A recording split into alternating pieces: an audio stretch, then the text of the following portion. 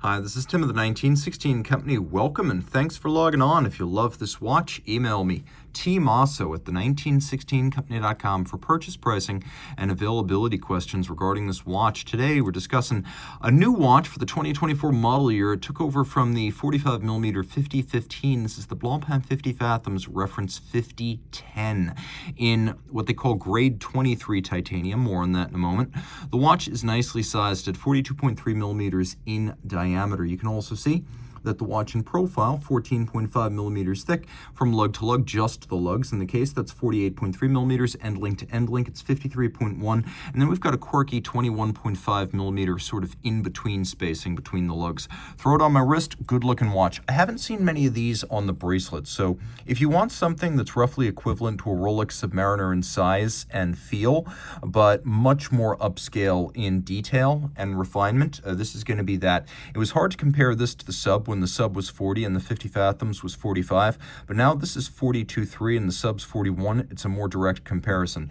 Both of them wear well on my 16 centimeter circumference wrist. This watch is not particularly thin, but it's also not egregiously thick. It will fit underneath some sleeves and definitely all jacket cuffs. I could recommend it on the bracelet for a wrist of 15 centimeters circumference or larger. If you were to put this on a strap, it probably worked just fine on a wrist of 14 centimeters circumference. Looking at the bracelet, it's a lovely piece, very similar to the X71 designs.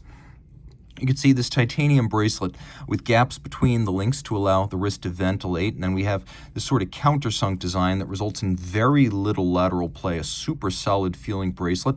It's light, but it isn't tinsel-like. It does have a structural rigidity to it that is reinforced by the way it's made. And again, you could see this interlink of chainmail here with a combination of satin. And note, even though it's not a polished bevel, there is a little bit of a satin bevel on the edge of these links.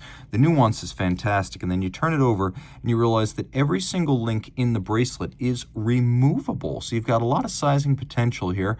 And of course, we have a conforming end link to make it cleanly to the case. Note that this is fitted to the case using screws and bars, which is a nice secure way to fix a bracelet to a case. I always prefer that over spring bars because spring bars can wear out. Sometimes they're not fully seated. I've seen disasters. This is better. More expensive, but better. And this watch is worth the price. We've got a double fold deployant clasp. This is really the only place where I feel like maybe an off-the-shelf piece was selected, because I have seen this clasp design widely used through the industry. That said, you're mostly not going to see it, and functionally, it is excellent. We've got the Blancpain logo on the outside, twin trigger release, so you have to press both of them for it to open. It will not pop open inadvertently. Rolling around the case itself, I do like the satin decoration here, because a lot of the previous generation 50 Fathoms were bright polish, and on a large, aggressive sports watch, it was a bit of an overpowering aesthetic. So the satination works well. You can also see an unusual treatment. Most watches that have satin on the case band have it longitudinally. This is vertically brushed. The Blancpain logo ever present, and we've got a nice sharp break between lug and case, separating it from the aesthetic of Submariners, Sea Dwellers, Deep Seas, and Seamasters. This is a distinct form. We have a large satin finished, heavily knurled crown, throwback to the big crown dive days of the 50s and 60s. And then we've got a beautifully knurled bezel with a micro knurling that's really razor sharp and easy to grip. And I really like that because getting purchase is easy, even if your hands are wet, sweaty, or gloved. Let's take a listen.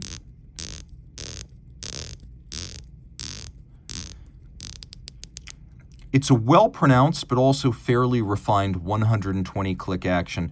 And then we have this cambered sapphire over the bezel, a tradition that began on the 50th anniversary watch back in 2003. Today you can see it's not flat like you'll find on a Grand Seiko, some Bremont Supermarines, or older IWC Aqua timers. That camber, that curvature, gives it the look almost like it's a dewdrop or it's wet. And because you have this sapphire over the bezel, you can use a lot of luminescent material with no danger of the lume getting chipped off by impact. The sapphire will protect it.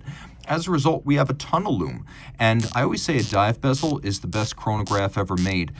It's easier to read in a lot of ways, more useful if you have to time something less than an hour and you don't have the downstream service costs. You can also see that this is great for a dive watch. The seconds hand is loomed, so you know if your backup dive timer is running. And that's a big deal, because if it's not, you're in danger. Not every dive watch has this, but it should. You can also appreciate with how much lume we've got on that bezel. It's easy to read the 5-minute marks, not just the pearl. And this is why I like the intermediate date on this watch. Some people say it should take the place of the 6 or the 3, but because it sits between the numerals and the indices, all 12 hours are clearly marked and easy to see. So I appreciate that, and I'm glad that the watch features that intermediate date. Now, one thing people will note about the 5010 is that while it is proportionally almost indistinguishable from the 5015, it does lose the inner dial disc. Now, some people object to that. I don't, because that disc was always just a visual crutch designed to make it harder to see the disparity between the features of the outer dial and the featureless inner dial. So when you had this huge 45 millimeter watch, it made sense to have a disc to add a little bit of articulation or artifice to the center dial, something to take up all of that empty real estate. Well, you don't need that anymore because the watch isn't huge. You can see there's still a stop seconds function, and then we have a quick set date. And a little note about the date. Blancpain has recently started claiming that it has a secured date change mechanism on this movement, something of which I was not previously aware.